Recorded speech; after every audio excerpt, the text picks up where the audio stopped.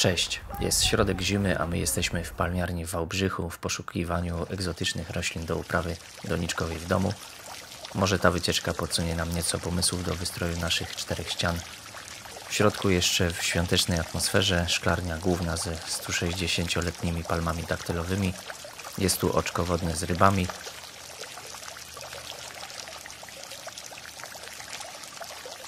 Na środku piękny okaz Alocasia venti. Pochodzi z lasów tropikalnych, górzystych terenów Nowej Gwinei. Ma ciemnozielone matowe liście, a wyraziste nerwy nadają im wspaniały wygląd.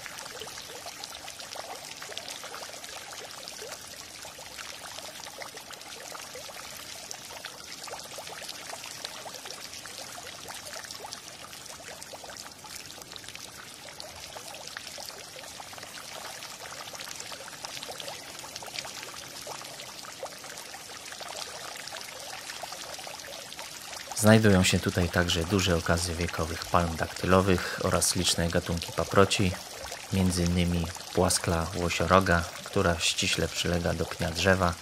Ma długie, rozgałęzione liście przypominające poroże łosia. Na pewno będzie to oryginalny pomysł na wystrój naszego wnętrza.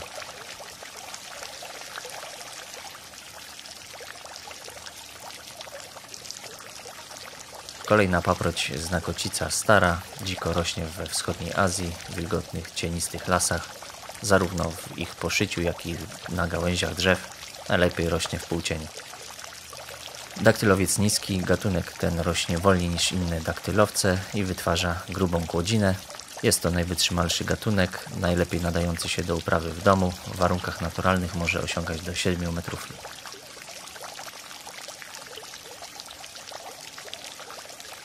Juka gwatemalska, inaczej zwana juka słoniastostopa, łatwa w uprawie pod warunkiem zapewniania jej dobrego oświetlenia.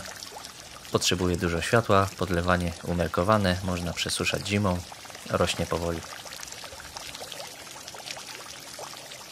Orliczka kreteńska jest paprocią łatwą w uprawie, tolerancyjną na suche powietrze w naszych domach.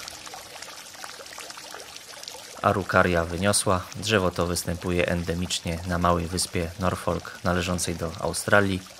Jest to wolno rosnące drzewo osiągające wysokość do 65 metrów o prostym pionowym pniu i symetrycznie rozłożonymi gałęziami. Można ją hodować jako roślinę ozdobną w warunkach domowych.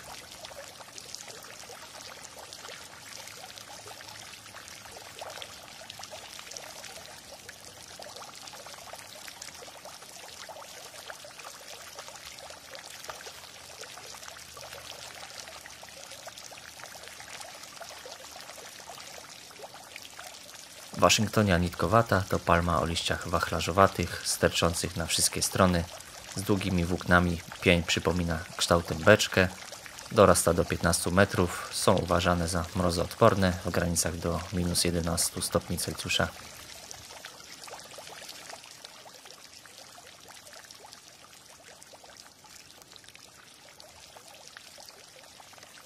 Chmea wstęgowata pochodzi z deszczowych lasów z Brazylii, doskonale nadaje się do uprawy w mieszkaniach. Sterlicja biała, zwana także rajskim ptakiem, ze względu na kształt wytwarzanych przez nią kwiatów, które przypominają głowę ptaka. Ma duże zielone liście umiejscowane na wysokich i szczupłych łodygach.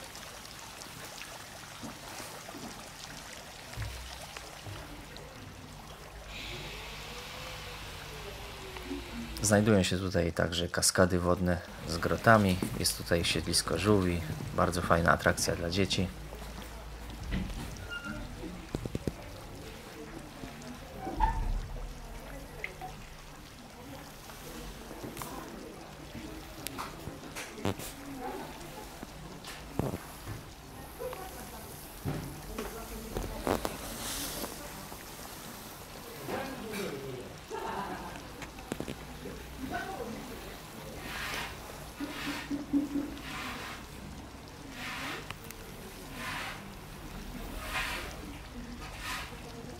Guzmania języczkowata pochodzi z lasów tropikalnych środkowej i południowej Ameryki.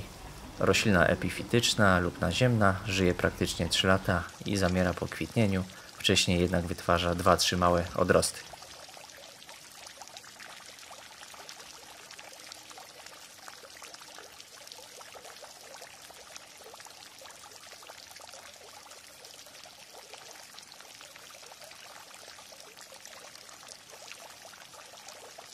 Pawilon lemurów. Zwierzęta te pochodzą z Madagaskaru, są owocożerne, zjadają również liście i nasiona, okazjonalnie owady.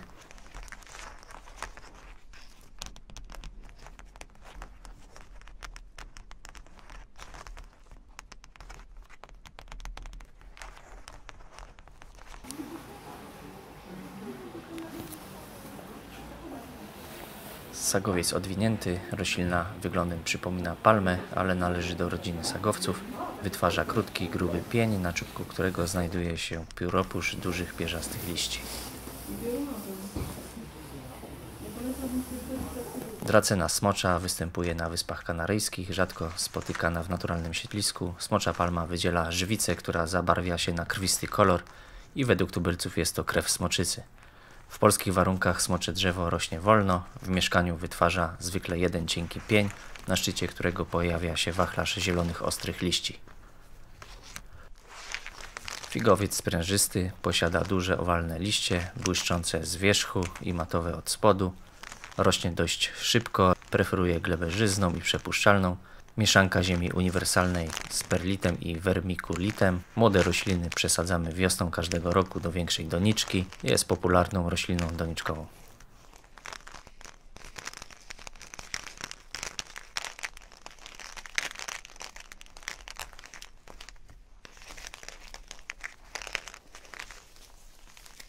Anthurium flamingo flower, także popularna roślina uprawiana w domu. Więcej o pielęgnacji w karcie z linkiem na górze filmiku. Skrzydłokwiat to ozdobna roślina, ma gęste ciemnozielone lancelowate liście i charakterystyczne białe kwiaty. Lubi dużą wilgotność powietrza, preferuje stanowiska jasne. Podłoże powinno być żyzne, luźne, przepuszczalne, stale lekko wilgotne. Dobrze znosi chwilowe przesuszenie.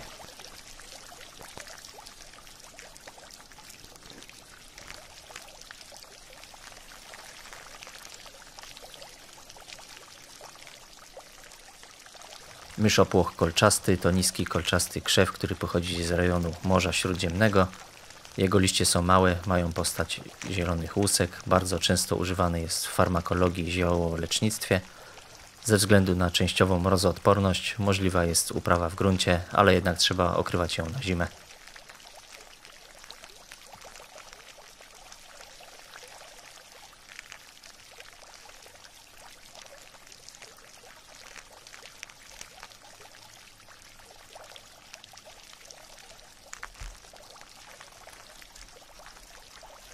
Wilczomlecz wielki występuje na pustyniach Afryki.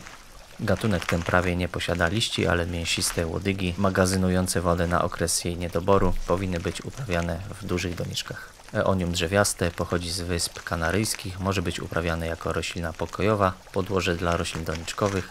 Najlepsze są szerokie i niskie doniczki, wymaga silnego oświetlenia. Grubosz szablasty to roślina, która nie wymaga szczególnej opieki, bardzo dobrze radzą sobie w przypadku nawet długotrwałej suszy.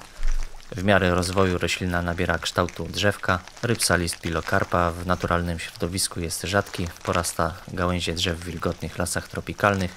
Mało wymagająca roślina z rodziny kaktusowatych, posiada cienkie pędy pokryte cienkimi białymi włoskami. Pędy są ciemnozielone z purpurowym odcieniem w starszym wieku. Grubosz pelucida pochodzący z rejonów południowej Afryki jest sukulentem o niskim wzroście. Atrakcyjnym walorem tej odmiany grubosza są małe, soczyste liście w kształcie serc. Ich kolorystyka to połączenie różnych odcieni zieleni i różu, które nadają fantastyczny efekt. Kształt liści wspaniale podkreśla różowa obwódka znajdująca się na ich marginesach. Roślina świetnie prezentuje się w wiszących koszach lub wysokich donicach. W dobrych warunkach wytwarza małe, białe kwiaty. Rozchodnik Morgana, uprawiany jako roślina pokojowa, nadaje się do wiszących pojemników i doniczek. Najlepszym podłożem jest ziemia do kaktusów, wymaga słonecznego stanowiska. W miejscu zbyt ciemnym odcinki pędu między liśćmi wydłużają się. Rybsalis casuta, kolejny kaktus patyczak, tworzy długie, gęste, dekoracyjne kiście w soczysto-zielonym kolorze. Świetnie sprawdzają się w wiszących doniczkach, ma bardzo małe wymagania, jest tolerancyjny na niedobór wody i światła, bardzo szybko rośnie. Rybsalis holuetiana, kaktus przewiśniegowy, ma długie, łukowate łodygi, często sięgające ponad 1,5 metra długości. Starsze łodygi są sztywne i cylindryczne, mają tylko około 0,5 cm grubości, są podobne do liści. Gatunek jest ten dobrze znany i łatwo rozpoznawalny, choć dość zmienny pod względem wymiarów, formy i koloru. Kleistokaktus starusi, szybko rosnący kaktus, dorasta do 3 metrów wysokości. Tworzy smukłe, srebrne kolumny, gęsto pokryte krótkimi białymi kolcami. Dobrze rośnie w przepuszczalnym podłożu w pełnym słońcu. Podlewanie regularne podczas wzrostu. Należy upewnić się, aby gleba wysychała między podlewaniami.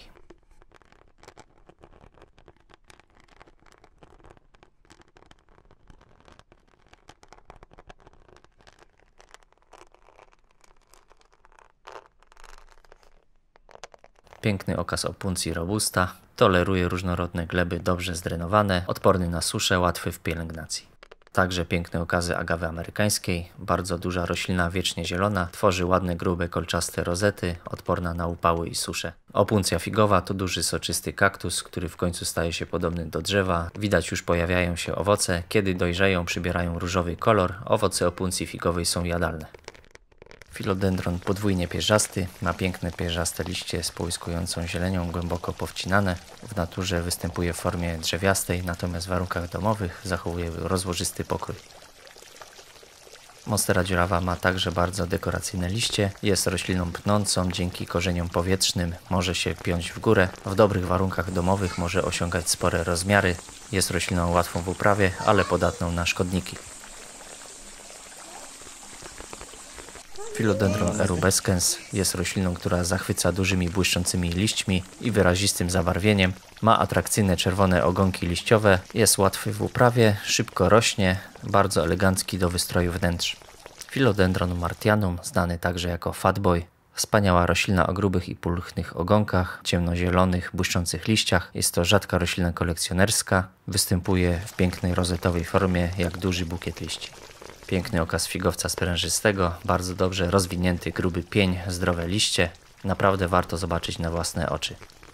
Oprócz pięknych roślin, jakie tu rosną, palmiarnia ma także bardzo ciekawą historię powstania, ale także historię osób, które były z nią związane, m.in. legenda księżniczki Daisy oraz jej męża, księcia pszczyńskiego Jana Henryka z rodu Hochbergów. Na jej cześć w Zamku Książu odbywa się co roku Międzynarodowy Festiwal Muzyki Kameralnej imienia księżnej Daisy, a na pszczyńskim rynku stanęła ławeczka księżnej Daisy.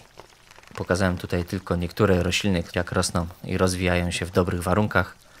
Można zaczerpnąć parę pomysłów do stworzenia własnej domowej dżungli, inspirując się m.in. wałbrzyską palmiarnią. Oczywiście na filmie całej palmiarni nie pokazałem, trzeba byłoby poświęcić więcej czasu. Znajdują się tutaj jeszcze wystawa bonsai, sklep z roślinami, ogródek letni, kawiarnia. Można powiedzieć, że jeszcze dużo do zwiedzania. Może w kolejnych odcinkach, na przykład poświęconych drzewkom bonsai. Dlatego zapraszam do śledzenia mojego kanału, niebawem kolejne ciekawe filmy.